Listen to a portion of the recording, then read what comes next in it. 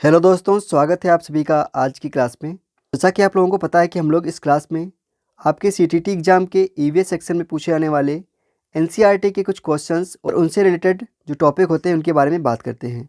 जिसमें हमारी 2 क्लासेस हो चुकी हैं। जिन्होंने उन क्लासेस को नहीं देखा है वो लोग उन क्लासेस को ज़रूर देख लीजिएगा। काफ़ी इंपॉर्टेंट वाली क्लासेस भी रही हैं। आप लोगों का रिस्पॉन्स भी उनमें काफ़ी अच्छा देखने को मिला है। तो चलिए देरी ना करते हुए आज की क्लास को शुरू करते हैं। सभी लोग क्लास को लाइक जरूर करिएगा और अपने साथियों के पास में शेयर जरूर कर दीजिएगा। तो हमारा पहला क्वेश्चन है, किसी पर्यटक ने नीचे दिए गए अनुसार वर्णन किया। अब यहाँ पर एक पर्यटक जो है वो बता रहा है कि मैं गांव में हूँ। भारी वर्षा यहाँ की सामान्य विशेषता है, इसीलिए यहाँ के गांव के लोगों ने अपने घर बाँस के खम्भों पर धरती से लगभग 10 से 12 फीट अर्थात 3 से 3.5 मीटर ऊंचाई पर बनाए हैं। ये भीतर से भी लकड़ी के बने हैं। इन घरों की छतें ढालू हैं। यह गांव निम्नलिखित में से कहाँ होना चाहिए? तो जिसने भी एनसीईआरटी पढ़ रखी है उसको पता होगा इसका आंसर क्या हो रहेगा। सभी लोग क्वेश्चन को पहले ध्यान से पढ़िए, फिर बताइए क्वेश्चन नंबर फर्स्ट का आंसर क्या हो रहेगा। अभी हम लोग इसके बारे में डिटेल में देखेंगे आपकी एनसीईआरटी में क्या लिखा गया है। क्वेश्चन नंबर फर्स्ट का आंसर दीजिए। ऐसा हमें असम में देखने को मिलता है। कहाँ पे? असम में देखने को मिलता है। अब यहाँ पे लिखा हुआ है, मैं असम के मोलन गांव से आया हूँ। हमारे यहाँ बहुत बारिश होती है, इसलिए हमारे घर ज़मीन से लगभग 10 से 12 फुट ऊंचे बने होते हैं। इन्हें मजबूत बांस के खम्भों पर बनाते हैं। ये घर अंदर से भी लकड़ी के बने होते हैं। तो यहाँ पर आप देख पा रहे होंगे, ये आपकी एनसीईआरटी की कटिंग दी गई है। नेक्स्ट क्वेश्चन है हमारा क्वेश्चन नंबर 2। दक्षिण भारत का सबसे बड़ा मेला या फिर आदिवासी उत्सव कौन सा है? क्वेश्चन नंबर 2 को पढ़िए, फिर इसका आंसर दीजिए। आपके सामने यहाँ पे 4 विकल्प दिए गए हैं, आप लोग सही से पढ़िए फिर इसका आंसर दीजिए। यह क्वेश्चन आप लोगों को पहली बार देखने को मिल रहा होगा, तो आप में से काफ़ी सारे लोग इस क्वेश्चन को गलत करने वाले हैं। क्वेश्चन नंबर 2 का आंसर नंबर 2 जिसने भी लिखा है उसका बिल्कुल सही है। समक्का सारालम्मा जातार यह यहाँ का आदिवासी मेला है। इसके बारे में हम लोग डिटेल में बात करेंगे आगे चलकर। अब यहाँ पे इसके बारे में डिटेल में लिखा गया है और ये आप लोगों के लिए काफ़ी ज़्यादा इंपॉर्टेंट हो जाता है, क्योंकि आपके सीटीटी एग्ज़ाम में इस टाइप के क्वेश्चन ज़्यादा से ज़्यादा पूछे जाते हैं। तो चलिए एक बार इसको हम लोग पढ़ लेते हैं। लिखा गया है, वारंगल के समीप मेदारम में होने वाले सामाक्का शरलम्मा यात्रा का स्थान विश्व के सबसे बड़े मेलों में से एक है। यह एक जनजातीय त्यौहार है। भारत के कुंभ मेले के बाद सबसे अधिक श्रद्धालु इसी मेले में एकत्र होते हैं। सामाक्का शरलम्मा मंदिर की 2 प्रमुख देवियाँ 2 बहादुर जनजातीय स्त्रियों को माना जाता है। ये दोनों माँ बेटियाँ अपने समाज के सम्मान के लिए खड़ी हुईं और उत्पीड़न के विरुद्ध हुए युद्ध में वीर गति को प्राप्त हुईं। रमज़ान के अतिरिक्त तेलंगाना के मुस्लिम मुहर्रम भी व्यापक स्तर पर मनाते हैं। मुहर्रम को यहाँ पीरला पांडुंगा पीरों का त्यौहार भी कहा जाता है। पीर का अर्थ होता है गुरु, और कई हिंदू भी इस पर्व में हिस्सा लेते हैं। तो यहाँ पे आप लोगों के लिए काफ़ी सारे इंपॉर्टेंट चीज़ें लिखी गई हैं। आप लोग इसका स्क्रीनशॉट ले लीजिएगा या फिर आप लोग इसको अपने नोटबुक में नोट डाउन कर लीजिएगा। बढ़ते हैं आगे। नेक्स्ट क्वेश्चन है हमारा क्वेश्चन नंबर 3। यह एक सामाजिक चिंता का विषय है कि भारत में बहुत से शहरों में मलजल अब भी, यहाँ पे जो भारत के कई शहरों में नालों वगैरह में जो गंदगी भर जाती है उसके बारे में कहा गया है। ऑप्शन नंबर फर्स्ट में लिखा गया है मशीनों द्वारा साफ़ किया जाता है। सेकेंड में लिखा गया है मैला ढोने वालों के द्वारा हाथ से सफाई की जाती है। तीसरे में लिखा गया है सबसे अच्छी सुविधा है। और फोर्थ में लिखा गया है निजी कंपनियों के स्वामित्व में है। चलिए क्वेश्चन नंबर 3 का आंसर दीजिए। इसका आंसर हो जाएगा आंसर नंबर 2, मैला ढोने वालों के द्वारा हाथ से सफाई की जाती है। क्योंकि पूछा क्या गया था कि यह एक सामाजिक चिंता का विषय है। अब सामाजिक चिंता का विषय यह है कि आप लोगों ने देखा होगा कि भारत में बहुत से बड़े बड़े शहरों में जो गंदे नाले वगैरह होते हैं उसमें लोग नालों में घुसकर सफाई करते हैं। इसीलिए इसका आंसर नंबर 2 सही होता है कि मैला ढोने वालों के द्वारा हाथ से सफाई की जाती है। इसका आंसर नंबर 2 बिल्कुल सही है। अभी यहाँ पे आप लोग देख पा रहे होंगे, यहाँ पे इसके बारे में लिखा भी गया है, आप लोग चाहें तो उसको पढ़ भी सकते हैं। नेक्स्ट क्वेश्चन है हमारा क्वेश्चन नंबर 4। पोचमपल्ली नाम है। अब किसका नाम है पोचमपल्ली, ये आप लोगों को बताना है। ऑप्शन नंबर फर्स्ट हमारे पास में है लोक चित्रकला का जो विशेष रंगों द्वारा बनाई जाती है। सेकेंड है साड़ियों का जिन पर पारंपरिक रंगाई के द्वारा ज्यामितीय नमूने होते हैं। थर्ड है बकरियों की किस्म का जिसका महीन ऊन शॉल बनाने के काम आता है। और फोर्थ है प्राचीन भारतीय मंदिरों की श्रेणी का। चलिए पोचमपल्ली क्या है आप लोगों को बताना है। बहुत ही सिंपल सा क्वेश्चन, एनसीईआरटी जिसने पढ़ रखी होगी वह देखते ही इसका आंसर दे देगा। क्वेश्चन नंबर 4 का आंसर क्या रहेगा? साड़ियों का जिन पर पारंपरिक रंगाई के ज्यामितीय नमूने होते हैं। इसका आंसर नंबर 2 बिल्कुल सही हो जाएगा। अब आगे यहाँ पे देख पा रहे होंगे, यहाँ पे लिखा हुआ है अप्पा पोचमपल्ली से धागे की लड़ियाँ लाते हैं। अम्मा लड़ियों को उबलते पानी में डालकर उनकी गंदगी और धागा धोती हैं। फिर सब मिलकर धागों को सुंदर रंगों में रंगते हैं और सुखाकर उनकी गड्डी बनाते हैं। धागों की गड्डियाँ करघे पर लपेटी जाती हैं। फिर इनसे कपड़े बुने जाते हैं। रेशम का धागा हो तो रेशमी कपड़े, साड़ियों या सूटों के लिए कपड़े बुने जाते हैं। सूती धागों से भी साड़ियाँ, कपड़ों के थान आदि बुने जाते हैं। तो यहाँ पे आप लोग पोचमपल्ली के बारे में डिटेल में देख पा रहे होंगे, लिखा गया है। नेक्स्ट क्वेश्चन है हमारा क्वेश्चन नंबर 5। नीचे दिए गए कथनों पर विचार कीजिए। अब ऑप्शन नंबर फर्स्ट में लिखा गया है लेफ्टिनेंट कमांडर वाहिदा प्रिज्म भारतीय नौसेना में डॉक्टर हैं। सेकेंड है वाहिदा प्रिज्म एक बहुत छोटे से गांव से हैं और उनकी पढ़ाई सरकारी विद्यालय में हुई है। थर्ड है वाहिदा प्रिज्म पहली महिला हैं जिन्होंने एक परेड की कमान संभाली। और फोर्थ है वाहिदा प्रिज्म मेडिकल ऑफिसर हैं और उन्हें रोगियों को दवा ही देनी होती है। तो क्वेश्चन नंबर 5 का आंसर सभी लोग बताइएगा क्या हो रहेगा इसका आंसर। क्वेश्चन नंबर 5 का आंसर दीजिएगा सभी लोग।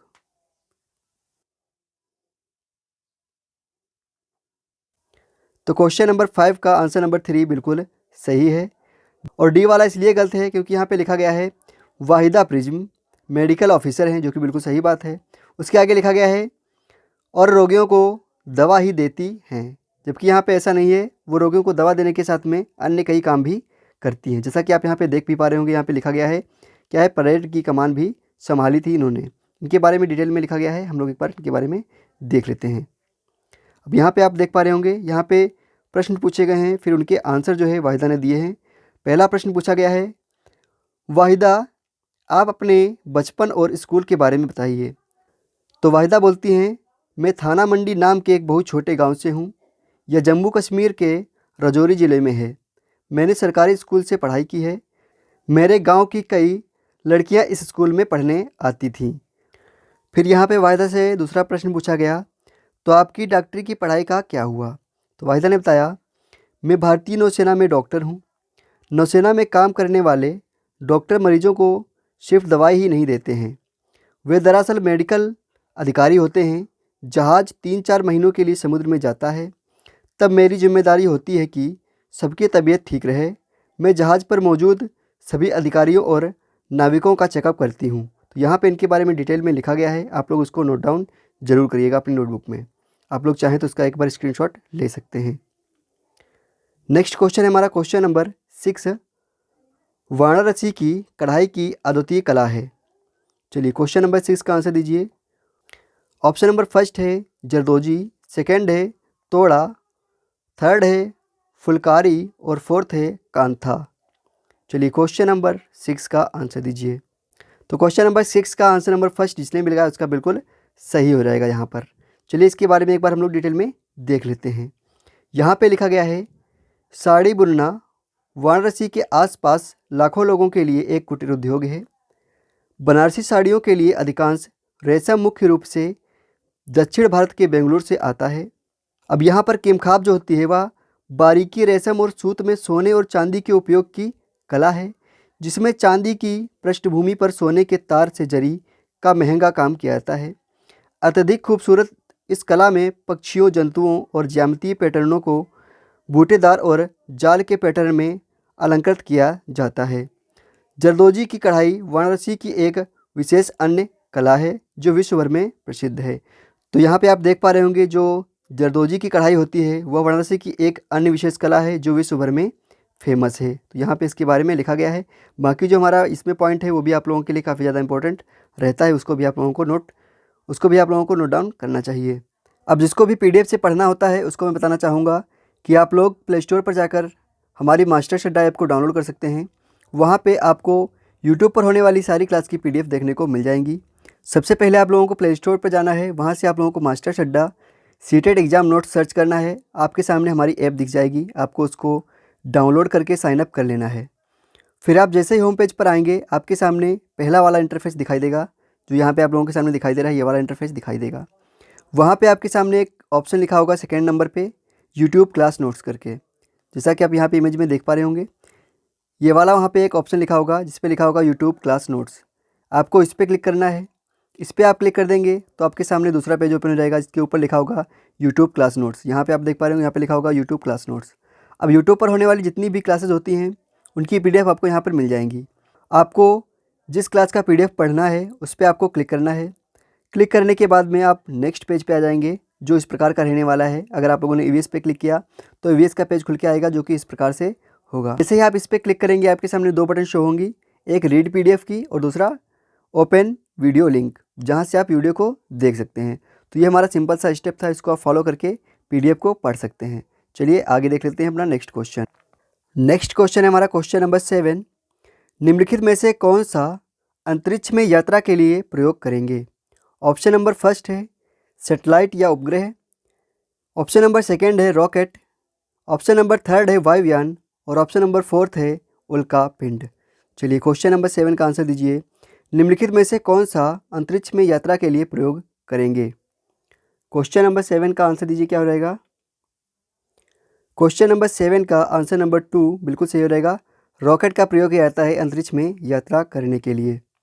अब यहाँ पे आपके सामने एक NCERT की कटिंग है, जिसको चाहें तो आप लोग वीडियो को पॉज करके पढ़ सकते हैं। नेक्स्ट क्वेश्चन है हमारा क्वेश्चन नंबर 8। लोग गाँवों से शहरों और कस्बों की ओर स्थानांतरित होते हैं। अब जो लोग गाँव को छोड़कर शहरों और कस्बों को जाते हैं उसका कारण क्या होता है, ये आप लोगों को बताना है। क्वेश्चन नंबर 8 बहुत ही बढ़िया क्वेश्चन है, सभी लोग ध्यान से पढ़ें फिर इसका आंसर दीजिए। ऑप्शन नंबर फर्स्ट में लिखा गया है बेहतर स्वच्छता तथा खुली जगह के लिए। सेकंड में लिखा गया है बेहतर गुणवत्ता की वायु तथा स्वास्थ्य सुविधा के लिए। ऑप्शन नंबर थर्ड में लिखा गया है बेहतर रोजगार के अवसर तथा शैक्षिक सुविधाओं के लिए। और ऑप्शन नंबर फोर्थ में लिखा गया है बेहतर गुणवत्ता का जल तथा सामाजिक नियमों के लिए। लोग गाँवों से शहरों की ओर क्यों जाते हैं? सिंपल सा क्वेश्चन है, क्या हो रहेगा इसका आंसर? इसका आंसर नंबर 3 बिल्कुल सही हो रहेगा। बेहतर रोजगार पाने के लिए और शैक्षिक सुविधा पाने के लिए लोग गांव छोड़कर शहरों और कस्बों की ओर जाते हैं। इसका आंसर नंबर 3 बिल्कुल सही हो रहेगा। अब यहाँ पे इसके बारे में डिटेल में लिखा गया है, आप चाहें तो वीडियो को पॉज करके इसको पढ़ सकते हैं। नेक्स्ट क्वेश्चन है हमारा क्वेश्चन नंबर 9।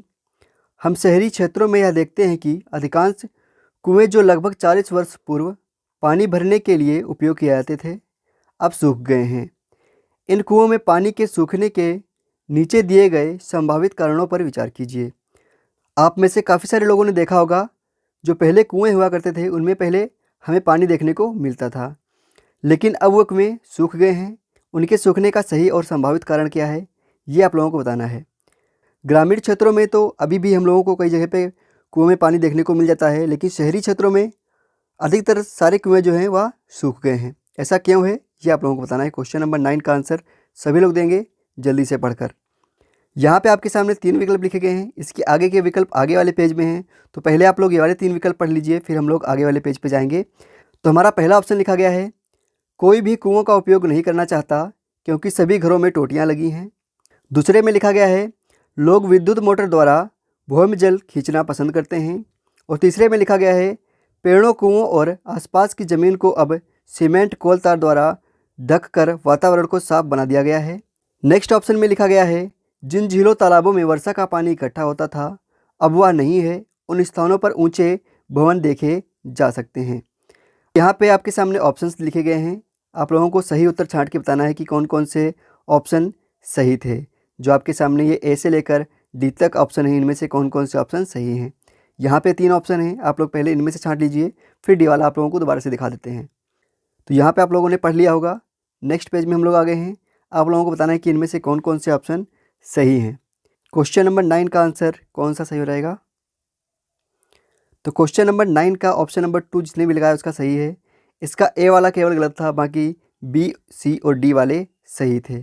तो इसका जो ए वाला है यह कोई वाजिब कारण नहीं है कि घर में टोटियाँ लग गई इसीलिए कुओं का इस्तेमाल नहीं किया जा रहा है, इसीलिए कुएँ सूख गए हैं। इसीलिए इसका ए वाला छोड़ के बाकी सारे ऑप्शन जो थे वो सही थे। अब यहाँ पे आपकी NCERT की बुक में कुएं के सूखने की जो वजह हो सकती हैं उनके बारे में यहाँ पे लिखा गया है, जिसमें से पहला लिखा गया है कई जगह मोटर लगाकर ज़मीन का पानी निकाला जा रहा है। दूसरे में लिखा गया है तालाब जिनमें बारिश का पानी इकट्ठा होता था अब वे नहीं रहे हैं। तीसरे में लिखा गया है पेड़ों के आसपास और पार्क में भी ज़मीन को सीमेंट से पक्का कर दिया गया है। तो ये यहाँ पे जो वाजिब कारण है 3 उनको यहाँ पे लिखा गया है। चलिए हम लोग नेक्स्ट क्वेश्चन को देख लेते हैं। नेक्स्ट क्वेश्चन है हमारा क्वेश्चन नंबर 10। योग दिवस के समारोह के उपलक्ष्य में एक ईवीएस का अध्यापक निश्चय करता है कि वह 5वीं कक्षा के छात्रों को विश्व की योग राजधानी के भ्रमण पर ले जाएगा जिसका नाम है। चलिए बहुत ही बढ़िया क्वेश्चन, विश्व की योग राजधानी कौन सी है? क्वेश्चन नंबर 10 का आंसर दीजिए। बहुत ही सिंपल सा क्वेश्चन है जो सभी को पता होना चाहिए। क्या रहेगा इसका आंसर? इसका आंसर नंबर 3 बिल्कुल सही हो रहेगा। विश्व की जो योग राजधानी है उसे ऋषिकेश माना जाता है, जिसके बारे में डिटेल में एनसीईआरटी में लिखा भी गया है। यहाँ पे आप देख पा रहे होंगे, यहाँ पे लिखा गया है जिसमें गंगा माँ की पूजा की जाती है। बसंत पंचमी, मकर संक्रांति, घी संक्रांति और फूलदेई कुछ अन्य त्यौहार हैं जो यहाँ मनाए जाते हैं। वर्ष 1999 से ऋषिकेश में अंतर्राष्ट्रीय योग उत्सव का आयोजन भी मार्च माह में प्रतिवर्ष किया जा रहा है, जिसमें देश और दुनिया के विभिन्न भागों से योग करने के इच्छुक व्यक्ति भागीदारी करते हैं। तो यहाँ पे आप इसके बारे में डिटेल में देख पा रहे होंगे। चलिए देखते हैं अपना नेक्स्ट क्वेश्चन। क्वेश्चन नंबर 11 है घर में बच्चों से धीरे धीरे खाने के लिए एवं अच्छी तरह चबाने के लिए कहा जाता है। इसका सबसे उपयुक्त कारण क्या है? अब आप लोगों को पता होगा क्योंकि हम लोगों को घर में भी यह सुनने को मिलता है कि खाने को धीरे धीरे और चबाकर खाओ। तो इसका उपयुक्त कारण क्या होता है ये आप लोगों को बताना है। क्वेश्चन नंबर 11 बहुत ही बढ़िया क्वेश्चन है, सभी लोग इसका आंसर देंगे। ऑप्शन नंबर फर्स्ट में लिखा है वे कम खाते हैं इसीलिए ये बोला जाता है कि धीरे धीरे और चबाकर खाओ। दूसरे में लिखा गया है उनके दांत सुरक्षित रहें इसलिए बोला जाता है, या फिर वो खाते समय पानी नहीं पीते इसलिए बोला जाता है, या फिर उनके भोजन का पाचन सही ढंग से हो पाता है इसीलिए बोला जाता है। क्वेश्चन नंबर 11 का आंसर दीजिए। क्वेश्चन नंबर 11 का आंसर सभी लोग देंगे। तो क्वेश्चन नंबर 11 का ऑप्शन नंबर डी वाला केवल सही है। बहुत ही सिंपल सा क्वेश्चन था, सभी को बताना चाहिए। क्या रहेगा इसका? उनके भोजन का पाचन सही ढंग से हो पाए इसीलिए बोला जाता है कि आप लोगों को धीरे धीरे और चबाकर खाना चाहिए। इसका आंसर नंबर डी बिल्कुल सही है, केवल डी वाला सही था। अब यहाँ पे एनसीईआरटी का कुछ लिखा गया है, आप लोग चाहें तो उसको पढ़ सकते हैं वीडियो को पॉज करके। नेक्स्ट क्वेश्चन है हमारा क्वेश्चन नंबर 12। सड़कों का सर्वोच्च वर्ग जो अधिकतर 6 पथ या अधिक का होता है क्या कहलाता है? जो हमारी रोड होती हैं आप लोगों ने देखी होगी, मोस्टली वो 6 लाइन्स या उससे ज़्यादा की होती हैं। उनको क्या कहते हैं ये आप लोगों को बताना है। क्या उन्हें राष्ट्रीय राजमार्ग कहते हैं, या फिर उसे वायु मार्ग कहते हैं, या उसे एक्सप्रेसवे कहते हैं, या फिर उसे जलमार्ग कहते हैं? सारे के सारे ऑप्शन बहुत ही बेहुदा दिए गए हैं, क्योंकि इसमें वायु मार्ग तो कट हो जाएगा, जलमार्ग भी कट हो जाएगा। तो आपके पास केवल 2 ऑप्शन बचे हुए हैं, राष्ट्रीय राजमार्ग बचा हुआ है और एक्सप्रेसवे बचा हुआ है। आप लोग बताइए कि इसमें से कौन सा ऑप्शन सही हो जाएगा। क्वेश्चन नंबर 12 का आंसर दीजिए।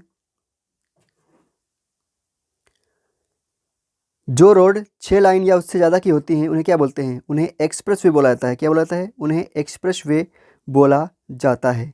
सभी लोगों को ये क्वेश्चन पता होना चाहिए। अब जो हमारे देश में स्वर्णिम चतुर्भुज महाराजमार्ग स्थित है उसके बारे में यहाँ पे लिखा गया है। तो उसमें लिखा गया है भारत सरकार ने दिल्ली, कोलकाता, चेन्नई, मुंबई व दिल्ली को जोड़ने वाली 6 लेन वाली महाराजमार्गों की सड़क परियोजना प्रारंभ की है। इस परियोजना के तहत 2 गलियारे प्रस्तावित हैं। प्रथम उत्तर दक्षिण गलियारा जो श्रीनगर को कन्याकुमारी से जोड़ता है, तथा द्वितीय जो पूर्व पश्चिम गलियारा जो सिलचर असम तथा पोरबंदर गुजरात को जोड़ता है। तो यहाँ पर हमारे देश का जो स्वर्णिम चतुर्भुज महाराजमार्ग है उसके बारे में लिखा गया है। आप लोग चाहें तो इसको नोट डाउन कर सकते हैं। नेक्स्ट क्वेश्चन है हमारा क्वेश्चन नंबर 13। निम्नलिखित पहेली का हल कीजिए। अब पहेली लिखी गई है सिर पर मेरे ताज है, सुंदर नाच दिखाता हूँ, सुंदर पंखों पर नाज है, मैं हूँ। चलिए बताइए कि ये किसके बारे में कहा गया है? तोता के बारे में कहा गया है, फाख्ता के बारे में कहा गया है, बतख के बारे में कहा गया है, फिर मोर के बारे में कहा गया है? लिखा है सिर पर मेरे ताज है, सुंदर नाच दिखाता हूँ, सुंदर पंखों पर नाज है। ये सब विशेषताएं हमको किसमें देखने को मिलती हैं? सिंपल सा क्वेश्चन था, क्या रहेगा? ये सब विशेषताएं हमें पिकॉक यानी मोर में देखने को मिलती हैं।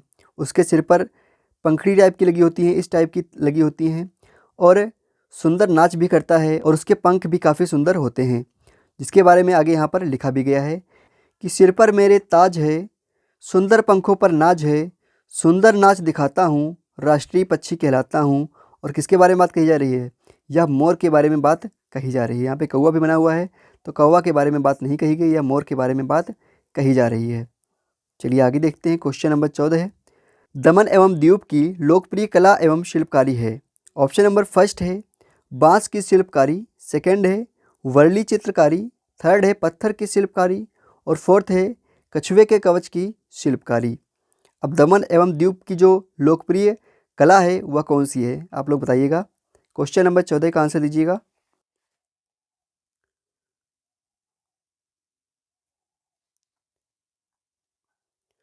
तो क्वेश्चन नंबर 14 का ऑप्शन नंबर फोर्थ जिसने भी लगा उसका बिल्कुल सही है।